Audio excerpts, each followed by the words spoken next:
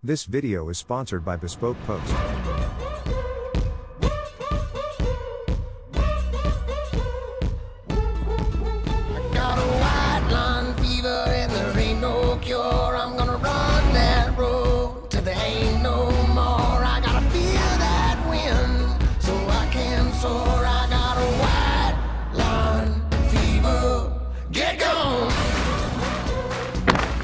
Howdy. How you doing? Good to see you again. Yes, sir. Good to see you. I'm Don Shipman. I've been collecting cars since 1967. Well, here she is, huh? Yeah. Our main income is auto appraisals. We buy them and have fun with them and let somebody else enjoy them. 1963 R2 Studebaker. Yes, sir. Supercharged. Yep. These are cool cars, man. I fell in love with them probably when I was about 15. I had the chance to get one and missed out on it, and ever since then I've just thought they were super cool and something I need to have. Now, I've been messing with old cars for all my life, so sometimes it really takes something to get me excited about them. Now, on this car, not only is it a really cool car, but it's also a really rare car. The Avanti by Studebaker. There is no car like the Avanti. A profile distinguished and unmistakable. Excitement in every line and curve. Accelerate with a jet thrust V8. Add a Paxton supercharger if you wish. And for safety's sake, the Avanti is the first American car to bring you the amazing stopping power of caliper-type disc brakes. These disc brakes stop faster, surer, again and again.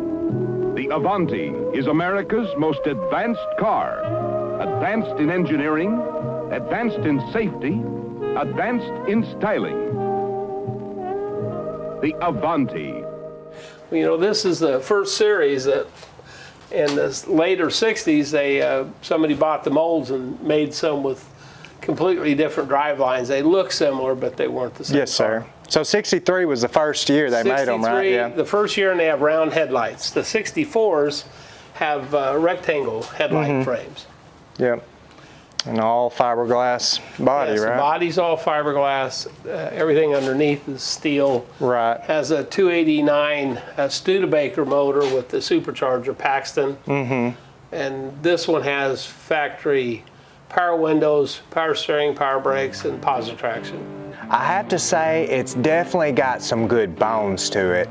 Looking this thing over, it appears that everything is intact and original on this engine, and I don't think it should really take a whole lot to get this thing alive and back up and running again. They're really unique car. Yeah. Great investment. I think they were pretty fast cars for back in that time period. If you look online, they have a commercial that was for Studebaker. It was the fastest car made at that time, supposedly. Yeah. A Bonneville record break. In brief bursts at full throttle, this production car will hurtle down the salt at more than 172 miles an hour. These speeds subject engine, driveline, and chassis parts to forces far beyond their normal design function. Seat belts for safety's sake and precision instruments to check every part of the supercharged engine are typical of the equipment on this record-breaking car. Do you mind if I open the door Yeah, up help on it? yourself, yeah. Interior is inside the shop. I didn't stick it back in there because I didn't want to get it. Okay. So you got all the seats? It's all new, I yes. got you. Oh, that's pretty cool. It looks like a cockpit almost of an airplane. Yeah, and then here. Oh, wow, yeah. 43,000 miles on the odometer there. But Well, I don't think it doesn't look like it's been rebuilt. Yeah. I mean, but I don't know what the true mileage is because I bought it used, but it has been setting for, I would say, a minimum of 20 years. Yes, sir. From when it was even used. Yes, sir. Well, they didn't make many of these cars, right? I mean, No, I think this one is number 1401 of the first. No, it's 597. 597th car, I guess. did you find this thing kind of local, or? It came out of Wisconsin from a guy that moved locally, and he had several cars. and I bought this along with 2 other cars from Yeah. him at that time. Well, cool. Well, we've done kind of discussed the price and everything like that, so I know that's where you need to be at on it. Actually, that's less than I paid for it, so. Yes, sir. Not counting everything underneath. Yeah. So, but I think it'll be a good one for you. This is a good one, a good project, and if you dreamed about these, you will be really happy that you got it. Yes, sir. All righty. Well, I'll go grab you some cash, and we'll make a game plan of getting it on the trailer. Thank you, Wyatt. Thank you, sir. Appreciate it.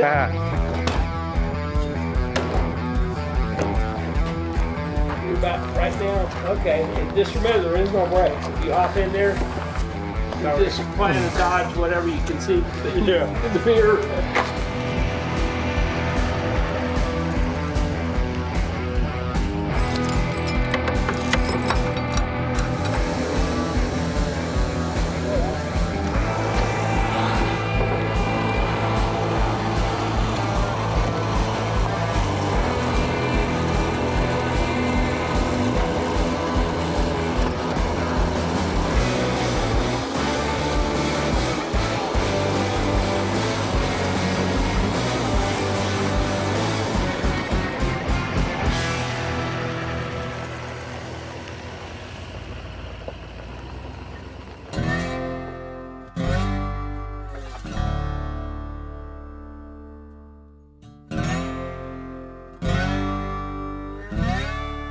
So we're all pretty excited to have this car back at the shop and able to start working on it.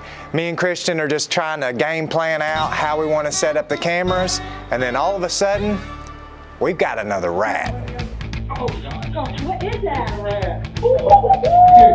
That thing was literally inches from my finger. Where's he at? Trapping this rat was not my first intentions. Don't try this at home, kids. And I don't know who was more scared, me or Bub. Oh my gosh, that sucker is huge.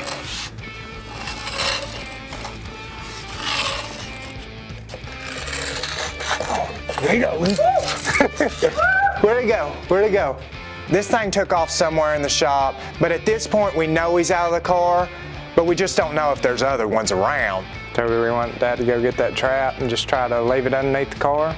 We're gonna set a trap up underneath there. Hopefully we can catch it like we did the last one and actually be able to move forward to working on this car without fearing a rat coming out and trying to attack us all the time.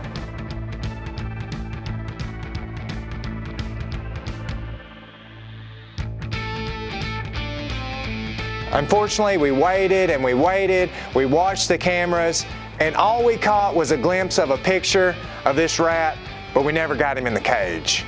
At this point, we're just gonna move forward, hope for the best, and try to get this car up and running again.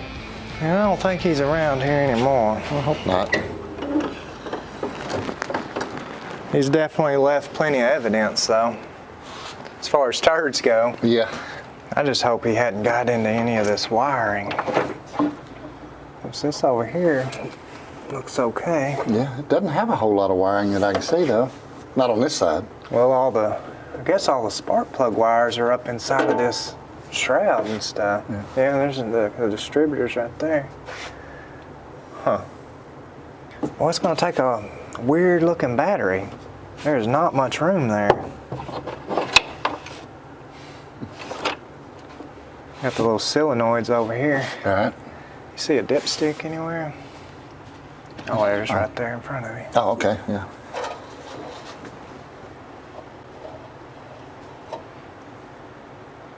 Doesn't look like thin. It is thin. Smell like gas. Not really. It smells oily. Let me double check, make sure what level we're on now.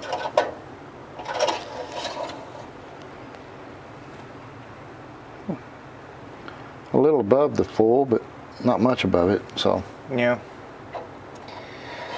Well, hopefully this thing ain't locked up. I don't think it's been sitting long enough to be, you know, fight us like some of those other ones have, but you never know. Yeah. When they lock up, they lock up. I guess they just reach a point, they're loose one day, the next day they've got A little stiffer, huh? Stiffer, yep. We want to get this hood off and just start I guess, pull all this shroud and everything off to get the plugs out, get a little lubrication down in the cylinders, and Yeah. at some point clean up all this rat poop. Right. Because I doubt he's going to come back and do it. Well, if he's in there, I hope he sees us if we don't see him, and he gets out of the way before we get to him.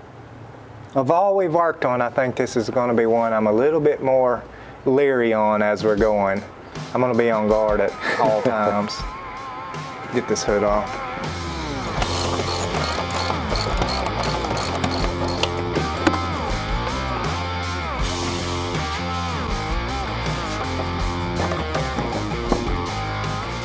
So guys, for some reason since I was about 16 years old, I've been so fascinated with trying to find another Studebaker Avanti, being that a trade fell through that I had at the time and never got the car. So ever since then, I've always wanted one, and here we are, me and Dad, attempting to try to get one up and running now at the shop.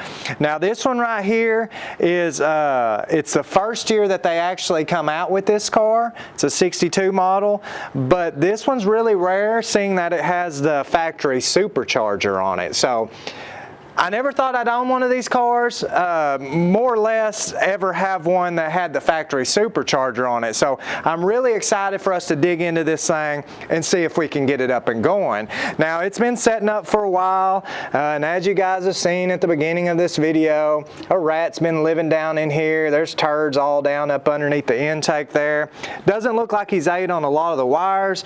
Got to figure out this battery situation. Looks like it takes a really weird shaped battery on this car. I'd like to come back and kind of touch up a lot of this paint on like this overflow tank, clean up the supercharger there, clean up all this chrome. Got to figure out the brakes as well. Now these cars come with a factory disc brake set up on the front, but from what I've read on them, they were just a really poor design. And so we want to update that with something that's a little bit more modern, a little bit easier to find parts for, and that's going to stop this thing a whole lot better. On the body of the car, it's actually in pretty good shape. Now these are solid fiberglass cars, so what we wanted to not see is cracks in it, and I haven't really seen anything like that so far. Now there are some chips in the paint. Unfortunately, this was not a white car factory. This would have been a gold car that has been painted white at some point in time. This door here right now, it's just really not shutting well, so we're going to have to figure out how we can adjust those latches to get that thing shutting good. On the interior here, the gentleman had just had the seats completely recovered, the back, the front, all of them. But it might be a little hard to tell on camera. They're just not the shade of red that I would want them to be, so we may try to dye those to get it a little bit darker maroon to match like the dash and the door panels of the car. The carpet inside here, pretty rough. I would like to go ahead and get a new carpet kit before we mount these seats, because they're literally just sitting in there from when we picked the car up. Now on the gauges of this car, super cool inside here.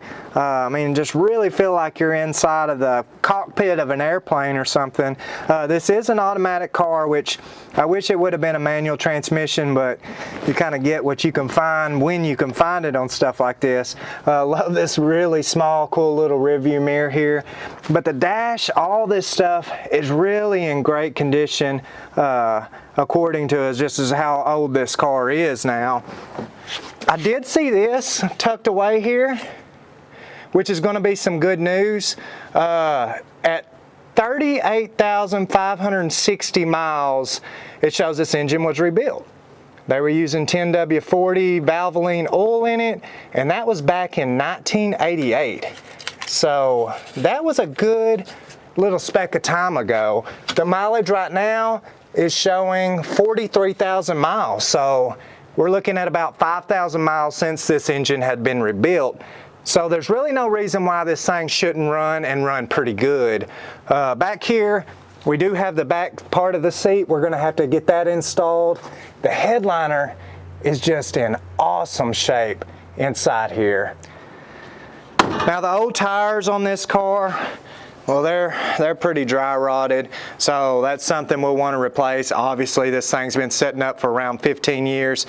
Get a new set of tires on here. I do love the fact that we still have all the original hubcaps on the car. May go ahead and clean these wheels up, repaint them when we get all that done. I think he had said he had already redone the brakes on the back of this car, but we'll check all that out once we pull these off just to make sure everything was done right, adjusted right on that.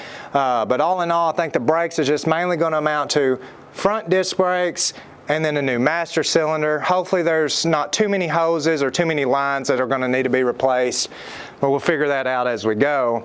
The gas tank here kind of mounted in a strange spot, and I noticed you could actually see it behind the rear seat there. So a good thing about that is we know we've always got to clean these tanks, so that should be a pretty simple removal to get that tank cleaned out and cleaned up. A lot of the chrome on the car has just a little bit of surface rust here and there, more so on the front than the back. We're hoping we can take some just light grade steel wool, try to clean up all that chrome. Back here in the trunk area, kind of hard to see, but we do have a spare tire back here. Wow, there's where this rat's been eating the carpet. That was not like that when we first picked it up, so hopefully he's not wedged away somewhere in here, because we do know they will stay silent and still and not move while you're working on stuff. This rat obviously rode all the way back from Durant, Oklahoma to Texas and has just been hanging out here ever since. But here's a look of the passenger side of the car. I mean, it's just as straight, if not straighter, than the driver's side.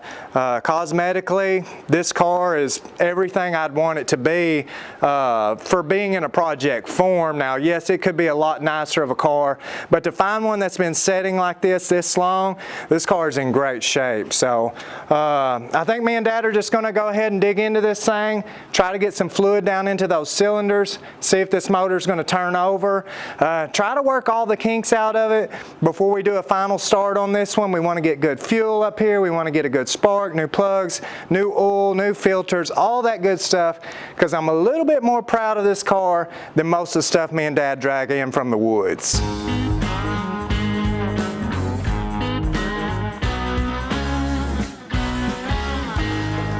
Try and get this shroud deal off.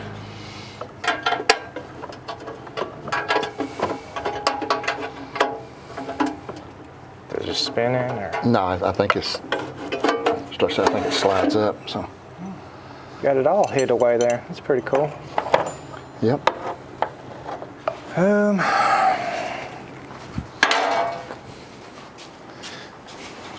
Figure out. You got that wrench again? These are the same way.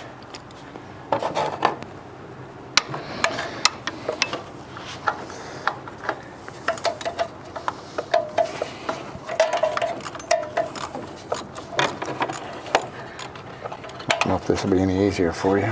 I just ain't got much room because of this brake booster, which I was noticing right here.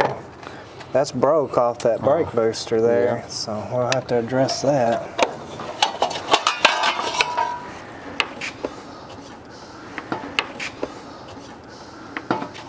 No rat so far.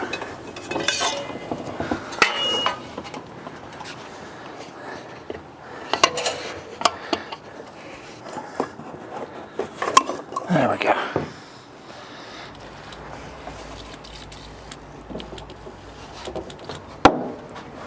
Here we go.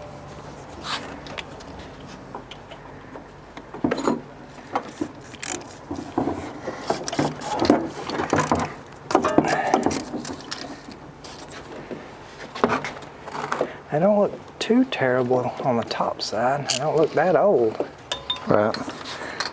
Ooh, golly. Pretty black on the bottom side though. Sure is.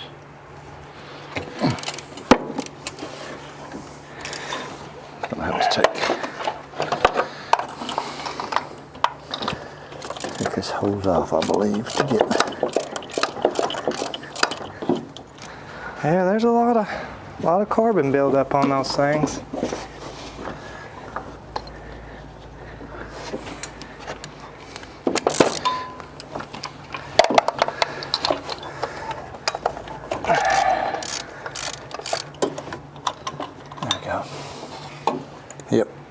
one's just the same. Yeah, they're all consistent, just a lot of carbon built up on them.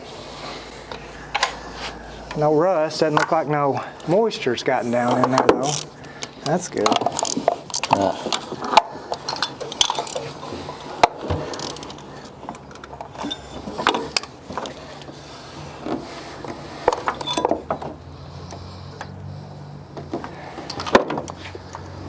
Squirt a little bit of Marvel Mystery Oil down in there, you think? Probably wouldn't hurt anything just to let it set for just a little bit.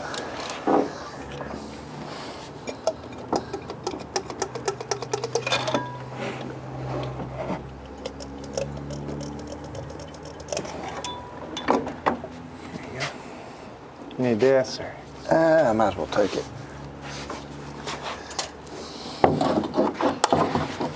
I guess at this point we need to try to figure out what kind of battery's going to fit in here, huh? Yeah, it looks kind of like a battery that would fit in one of them little old cars that kids ride around on. Oh yeah. Little Make a couple calls and see what kind of battery we can find, and I guess see if this starter will engage, and hopefully she'll turn over. So we ended up finding a battery for this thing, which has to be one of the strangest ones I've ever seen in my life.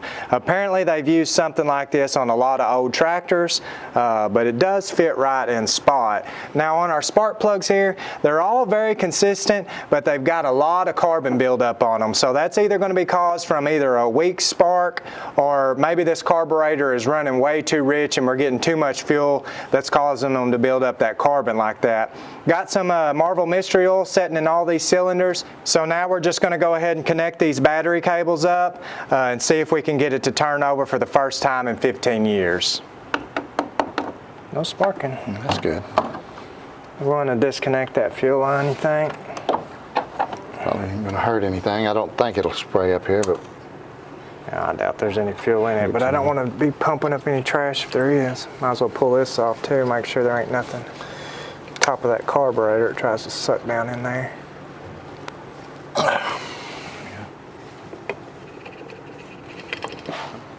Looks pretty good in there. yeah. Not bad.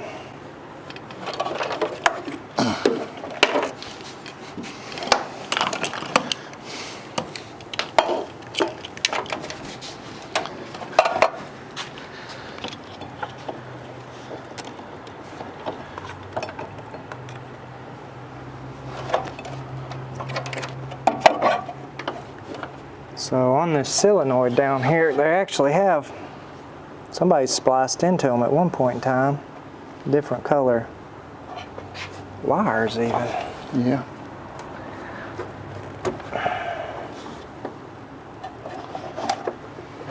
That should be.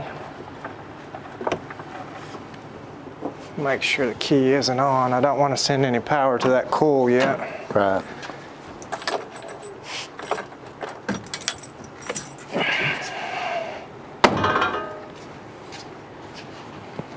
Everything's out of the way. It should allow it to turn over. Try it out. I think so.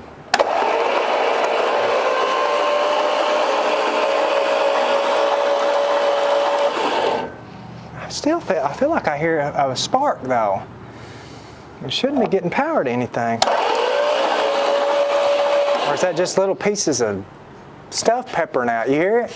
I hear it, but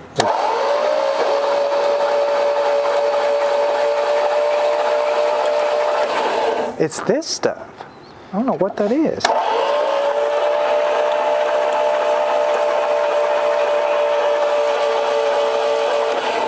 What are you doing? I was trying to see if it was leaving any kind of like, it's got like little black specks, like maybe carbon buildup that was on the valves or something maybe. Huh.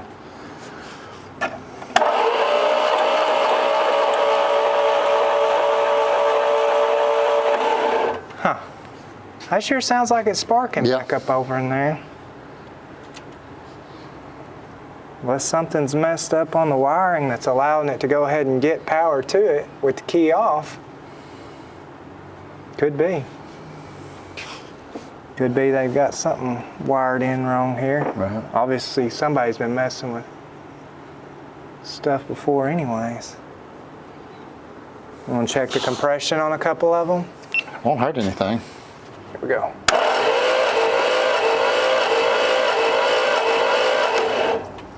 About 90, a little over 90, but it was still climbing, so.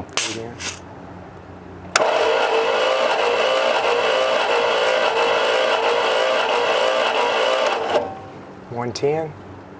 Yeah, about 110. Check another one real quick. That does need to be sprayed. It ain't springing back.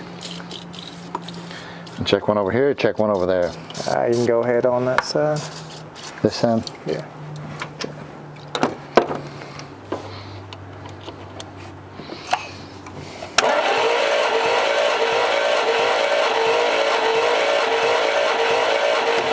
Hmm. 90? 90, that's how the other one started though, and it kept picking up.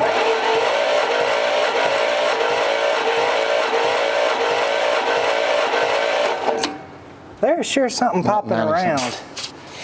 That sounds electrical to me. It sounds like something sparking. Check it on this side. Okay.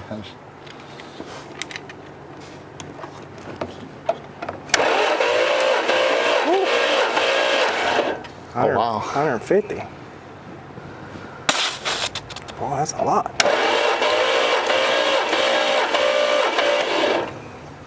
I even hear it leaking off down there. That's some good compression on that one there. Those ones just may have some valves that ain't quite sealing off or something. Completely, yep. I think we can go ahead and put some spark plugs in this thing, and let's try to clean up some of this debris before we dig in further, replacing, you know, stuff on the ignition side. Figure out what's making that sparking sound.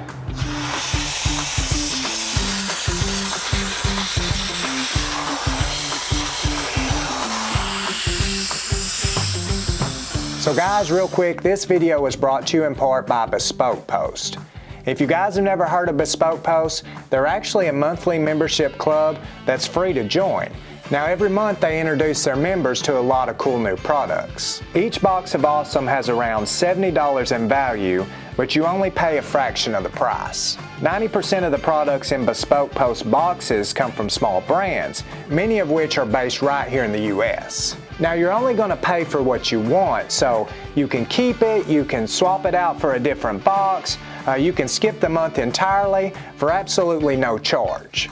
Our first box here, we've got our Scorch box. As you guys know, we're from Texas. We love some hot sauce around here. Got a pretty good array of different flavors to taste here. Looks like 1, 2, 3, 4, 5, 6 different styles. We got some Scorpion, we got some Serrano, Peaches and Scream. Let me try this Scorpion here.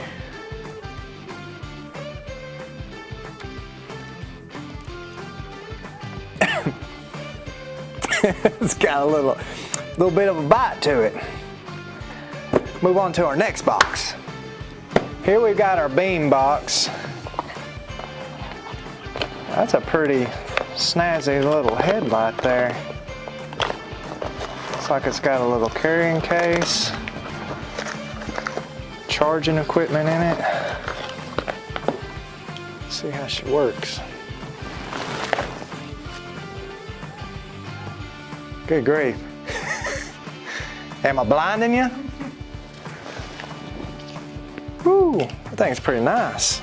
Definitely think we can use that around the shop. And last but not least, we've got our Weekender box. And everybody needs them a good Weekender bag. This thing's pretty solid too. Got some hard, actually metal framing done out front here. Pretty sure I could pack everything I need, honestly, for a lot longer than a weekend with this thing. My personal favorite is a Beam because it allows me to see things hands-free, and I know Dad and Christian are definitely a big fan of the Scorch. So guys, to get 20% off your first box of Awesome, click the link in the description below and enter Restored20 at checkout, or go to bespokepost.com/restored20. Now let's get back to the show. now that we know that this thing is able to turn over, we're getting okay compression out of it. We just want to move forward to the ignition system to be sure that we're getting a good hot enough spark sent down here to these spark plugs before we move forward and address the fuel system. I do see our firing orders there. When we pull these wires off, looks the same as a Chevrolet. So I don't know which way it actually spins. I have to figure that out. Right. I guess we'll pull these off and start replacing them.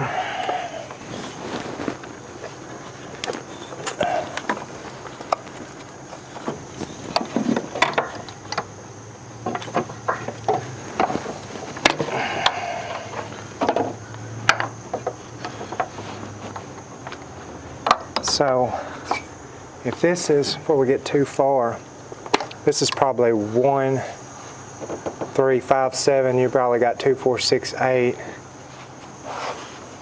think this was, yeah, this was number 1. So remember, it's kind of in line with that thing there. 8 should be the next one, which would be the back one. Trying to keep them in order though when we go to replace them for their length, you know. Right.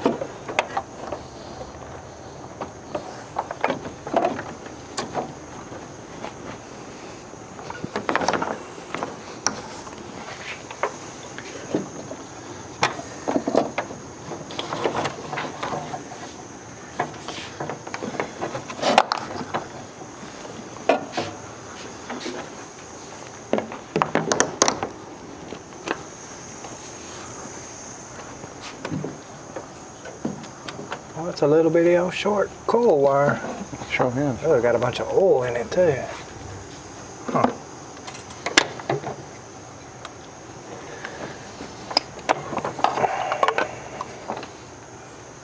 Wow. It's like a bunch of little pieces of metal particles down in there. See that? Yeah. It's all kind of stuck to it though.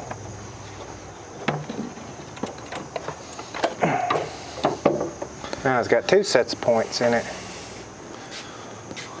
Go figure.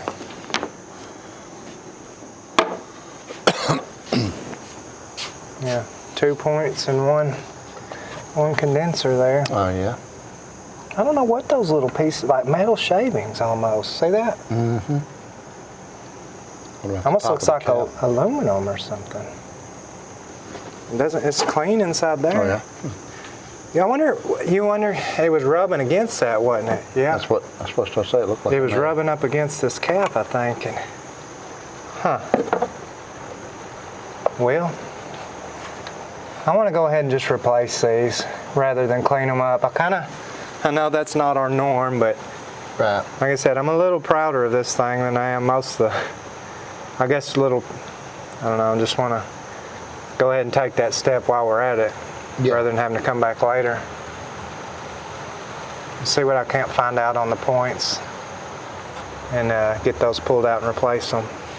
Now inside of this distributor here, we actually have 2 sets of points and then 1 condenser right here. How they're going to work is this distributor shaft is going to rotate either counterclockwise or clockwise. Not sure which way it rotates yet, but it's got these little lobes on it here that are going to press up against these points and just open and close them periodically. That's going to allow them to spark and not spark, which is going to send our spark up to our rotor and then to our distributor cap, to our wires, and then to the spark plugs, which are down in the cylinder that's going to ignite the fuel. Now, these points don't look terrible here, but since we're right here at them, we're just going to go ahead and replace them. As you guys can see, maybe here, there's a lot of little metal shavings down in there. I'm really hoping that this distributor shaft isn't bent just a little bit. That's causing it to be off every once in a while and rub up against this cap here. But at this point, we're just going to go ahead and replace these points, put a new cap on it, put a new button on it, and just see if we're getting some good spark. So we went ahead and replaced both sets of points inside of this distributor, got everything on the gap and the dwell adjusted correctly, went ahead and replaced our spark plug wires as well. So now at this point we just want to turn it over and be sure that we're getting a good spark down to our spark plugs. Good spark? Pretty good spark.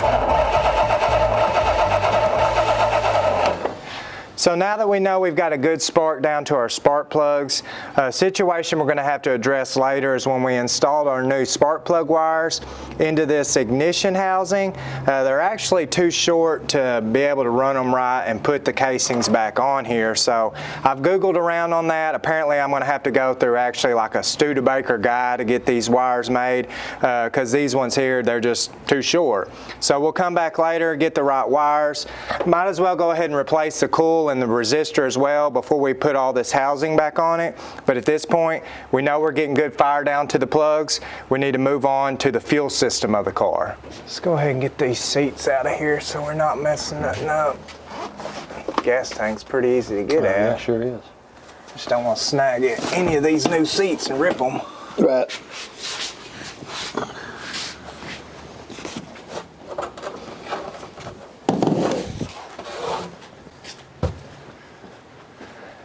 What does it look like? Looks like it should be pretty easy. There's a couple hoses we're going to have to disconnect. I don't know what these screws go to, but I'm sure there's something to do with the thing, but we want to be sure we keep up with those. It looks like basically... Oh man, that one's been cut. Huh, Yeah. Wonder if somebody's had this thing out before. Them hoses are new. And that's cut. Right. Wonder if somebody's had it out to clean it once before. May have. I hate to not though, as long as it's been setting up. Right. I'll just take that loose. I'll grab a flat blade and start taking some of these little hoses off. Okay. Yeah, that won't take much. Just look like a thread holding it.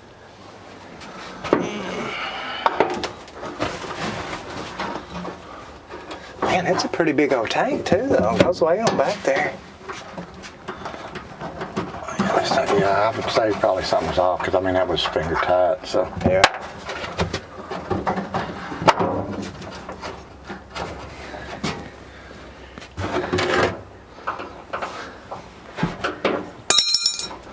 Got a pair of pliers. put pliers.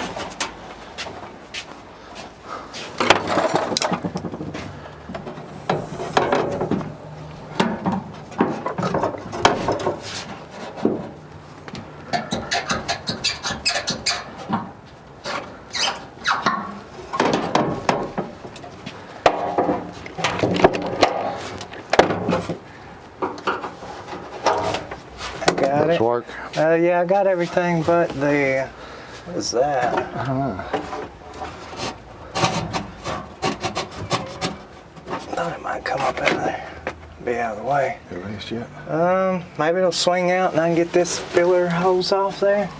Then undo this wiring. I don't know. It's gonna. Looks like it's got something to hold it. Yeah, maybe that. Let me check out here if I can pull it out from the outside. I do smell old gas though. Yeah, I can too. Yeah, I think I can take it loose right here. And that'll maybe allow it to slide out. Yeah, I'd definitely say it's still got some fuel in it. I smell it. Yeah, I can smell a little bit in here.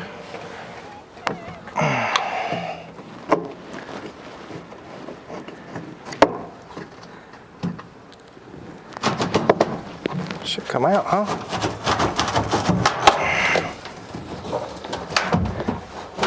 That hose clamp loose enough there on that.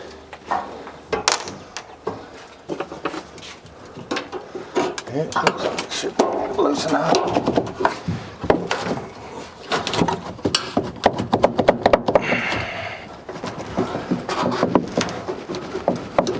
Let me loosen some more just to make sure. There it goes. There it goes. I got it. Got it? Yeah. It may be fun getting back on, but it's off of it. Cool.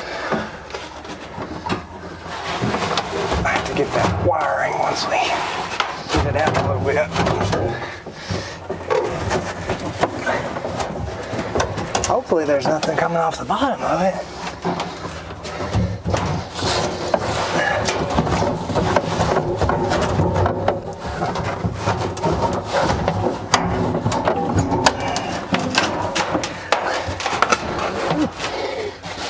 So that's like something's still holding it. It may have the pickup may come from the bottom of the tank. Guess I'll look and see.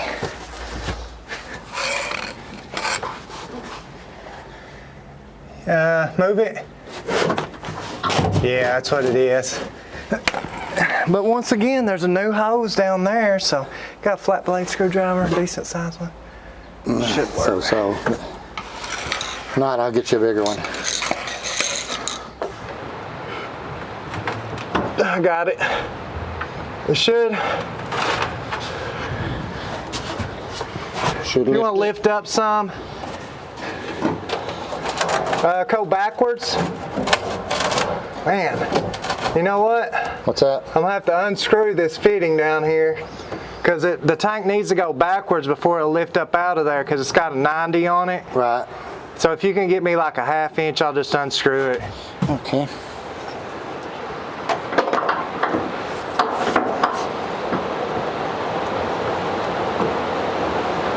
Man, is that rain out here coming down? That's right, raining, coming down. Golly.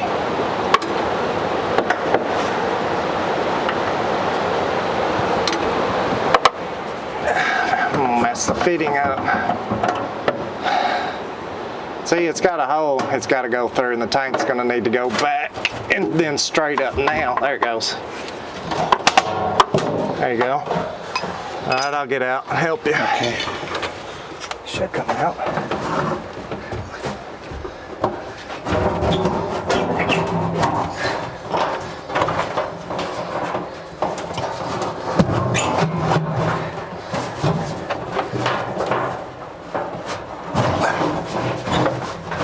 That is a tight fit though. It is.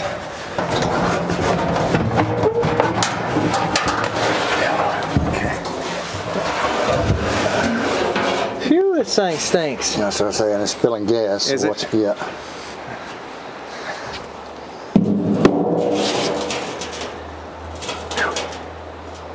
It don't look terrible though, does it? Just smells real It bad. just smells old. You can tell it's done turned darker, Yep. but not real dark. Huh.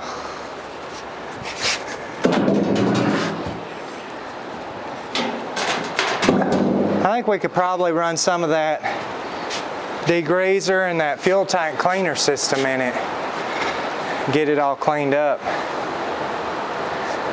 For once, we've got one that's actually a salvageable tank though. Yeah. I just don't want to put it back in there until I know it's super clean Right, inside. yeah. Let's try to blow through that line and see how the lines look. Alrighty. You ready? Okay. It's clear. Scare you? Yeah. Shot it clean out of my hands. Whew. We're getting air and a bunch of nasty stuff. It is dirty though. Yeah, it's filthy. Yep. We're just getting air now. All right. I'm gonna try to blow it back this other way. All right. It is nasty. Golly. Bunch of little pieces of rust up in there. Oh yeah. Oh yeah. Looks like a cookies and cream milkshake. There's an electric fuel pump up underneath here. Oh yeah? Yeah. So. And a manual one? Yeah. Yep. It comes off that electric, goes straight to that manual. I wonder. There's some wires up here I wasn't sure what went to. It's about right in here? Yeah. I bet you that's what these go to. They've got an electric pump rigged up before the manual pump. So I bet you that that manual pump went out on it. Probably so. Because I know that ain't factory. No. But if we get everything hooked back up, once we feel like the lines are clean enough, we should be able to just pump, you know, fluid through the lines until it looks pretty clear. Right, yeah. And not have to worry about turning the engine over and running it and actually having that mechanical pump. Right. But I definitely want to get that, you know, that factory pump replaced. Let's be sure we got those cleaned out the way we want to, and then I guess try this electric pump. Hopefully it works. Right, yeah. Because if not, we ain't gonna have no fuel up to our carburetor. Right. Now on this car, it has a factory mechanical fuel pump, which works when the engine is turning over. Now Dad has found the electrical fuel pump that goes in line of the fuel lines here. So how that works is you just connect a hot and a ground, and it'll pump the fuel electronically. They probably did that because this mechanical pump went out, but at this point, we blew through the lines and it is just terrible in them right now. But one good thing about having that electrical pump is once we get these lines blew through the way we want to, we can hook some fresh fuel up to it, turn on that electric pump, and just let it pump out until we feel like it's clean enough to hook back to this carburetor and run this engine for the first time. Now for right now, we're just going to use a newer temporary tank in place of our factory tank here, because what we want to do is go ahead and use this KBS tank sealer kit. It comes with a degreaser, a pre-paint primer, and then our tank sealer. So once we get this thing cleaned up, degreased, we'll prime the inside of it, we'll seal the inside of it, and any kind of rust or corrosion or just grime it has inside there will be completely taken care of, so we know we have fresh fuel always pumping up in this car. I hear it. Ooh. Golly. Dark. Yeah. At least it is clearing up some. Yeah.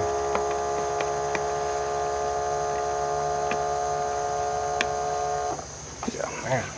We may have to keep flushing this thing for a while. That's darker than sweet tea. Yeah. At least the fuel pump is working though. It looks good there now. A lot better, huh? Yep. We're just all up in those lines. Mm-hmm. No trash, huh? No, not in this part of it. Looks pretty good. Yeah. And good enough to drink. Oh yeah. Coolant looks pretty good. Still need to change the oil and oil filter. Yeah. I guess do that, change oil filter, fuel filter, air filters. Should be right there at the verge of cranking it up, huh? Mm-hmm.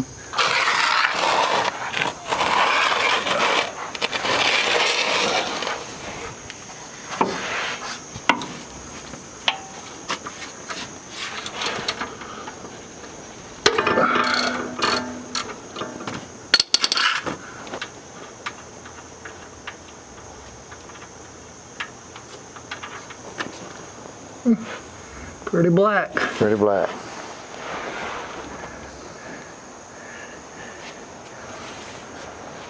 Decent consistency to it though.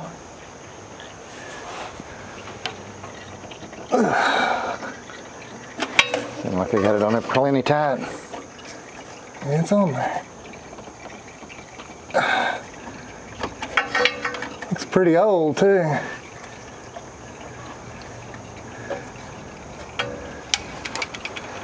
Can you hand me that oil plug up there? Yeah.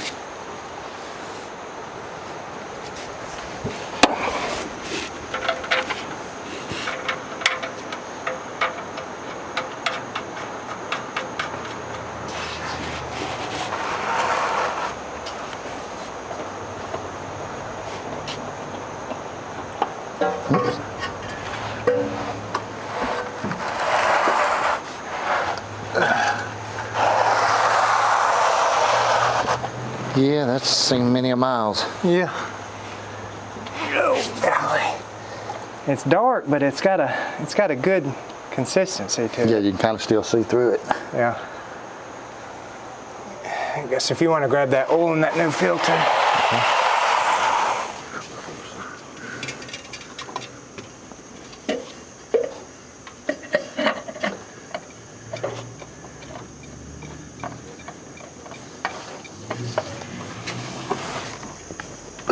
Let's just do it. Let's put some oil in it now. So we got some fresh oil in this thing, changed out the oil filter, new fuel filter, new air filters. Went ahead and pulled the carburetor off and just cleaned the inside of it, because just with these lines being up as dirty as they were, we didn't want any trash inside that carburetor for the first start. Now after examining this inline fuel pump, I believe we've come to the conclusion that it was only there to possibly pump up fuel to prime this original mechanical pump, because it appears that it should be functioning the way it should. So now we're just going to connect the battery, turn it over, and hopefully hear this thing crank up and run for the first time in 20 years.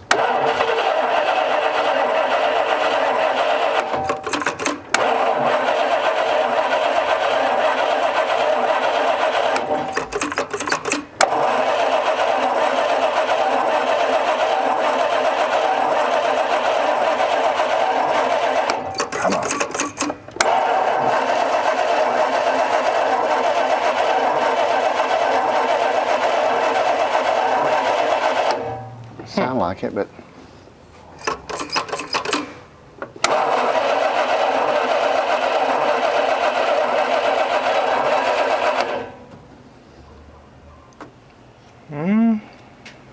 No go.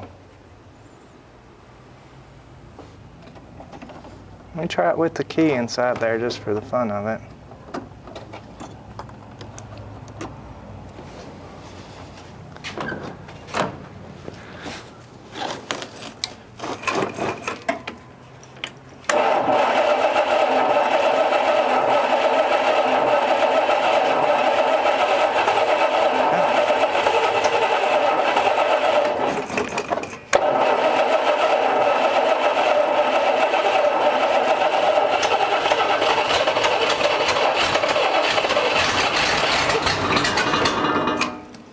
Partially flooded. yeah.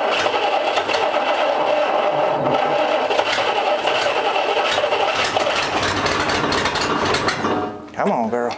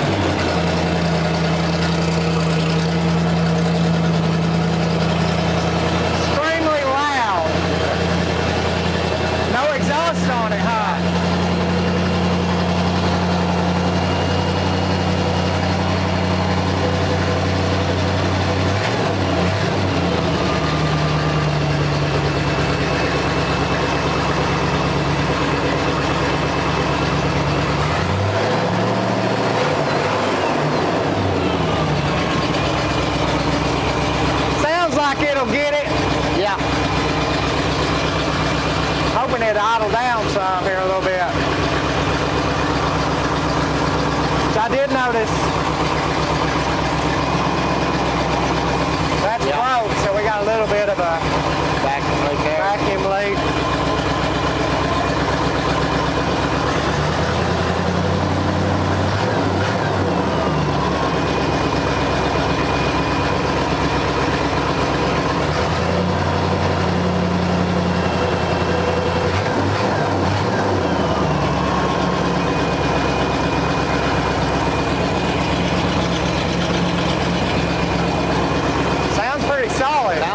Yeah, really solid. I think if it had some exhaust on it, it'd sound really good. Oh, right yeah. now.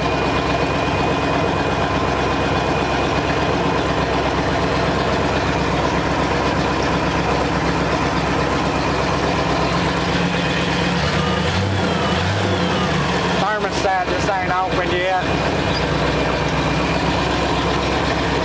Hey, we're burning off a little bit of oil or something over there. Yeah, right there where when we tried to turn it over with the plugs out. I poured, actually, when I was changing that oil filter, some got on it too.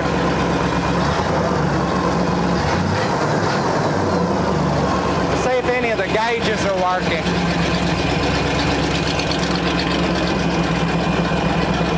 Now we got great oil pressure.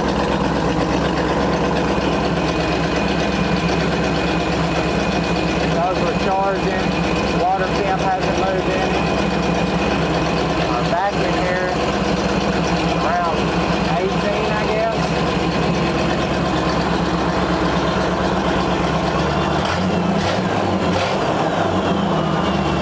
That seems to be working. I think everything's working. Obviously our fuel gauge isn't because,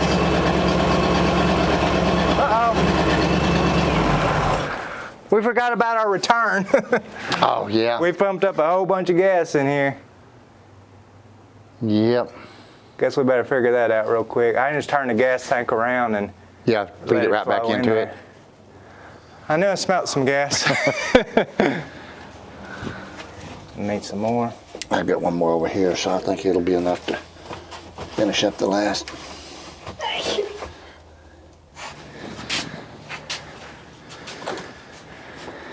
Try it again, I guess. All right. See how it cranks up first start. Wow.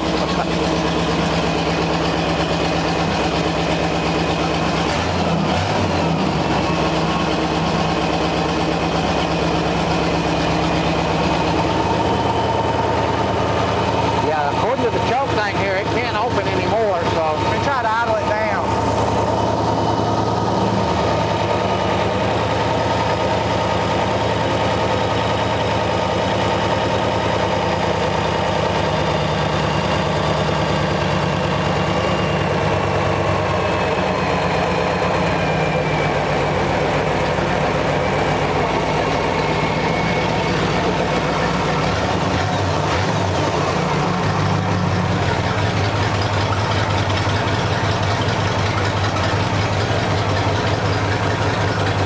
Sounds a lot better. yeah.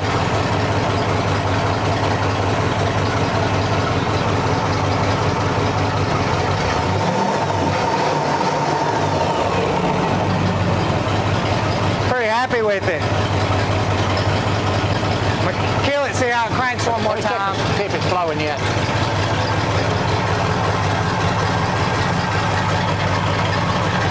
See if the gauge has moved any. About 120, so it is, the gauge does work.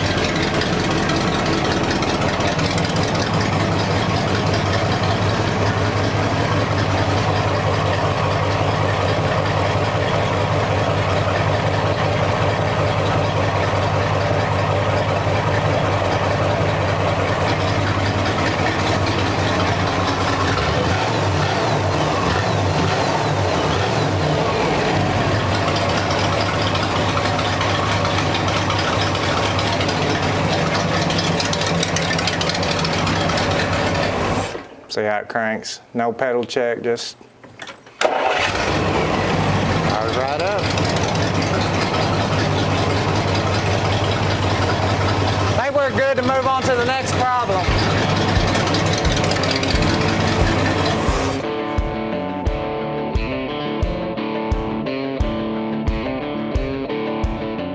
Well guys, we have got a runner here. So she actually sounds pretty stinking good.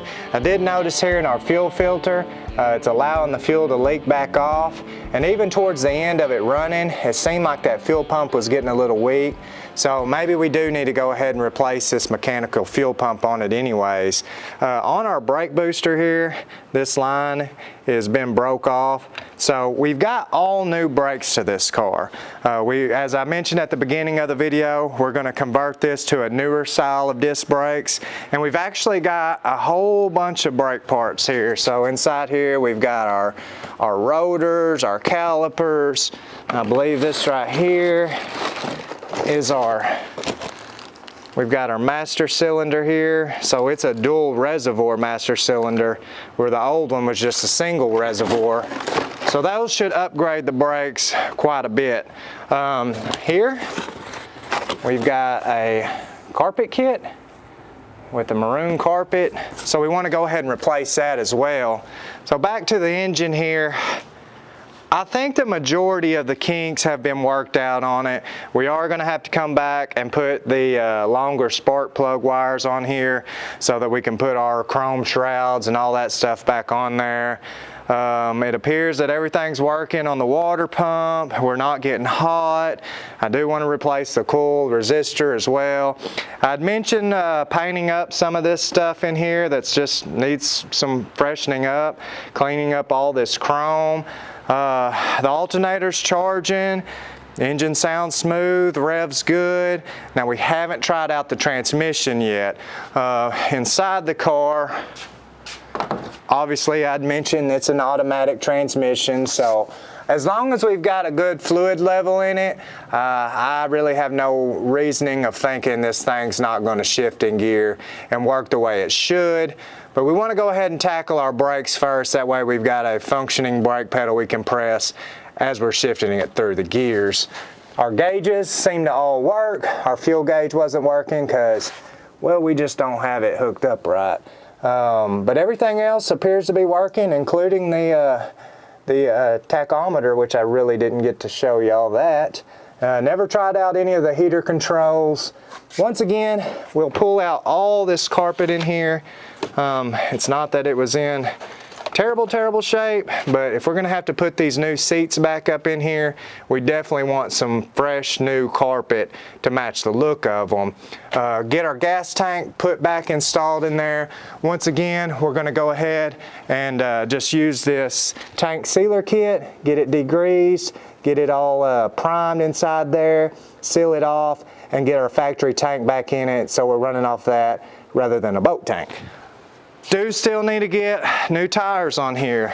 So we'll pull these wheels off obviously whenever we're checking out the brakes. He had mentioned that he had replaced all the back brakes here. So we'll check all that out, make sure everything's adjusted right on that. I did see that there was new hoses up underneath there when we were trying to get the fuel tank out. So get these off, paint the wheels, new tires, clean up these hubcaps. And one of our biggest issues we're gonna have to do that we can't do here in-house is get some exhaust ran on this car, because it is just extremely loud.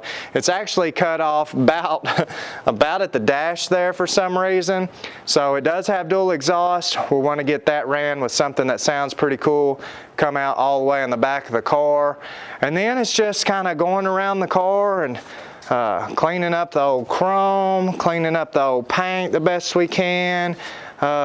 Just basically trying to make it a little bit more presentable with what this car is to work with. Now this old paint job's only going to clean up so well, being that it's not the greatest paint job and it's pretty old, but nonetheless I feel like it's definitely going to be a good driver condition and work for what we're looking for.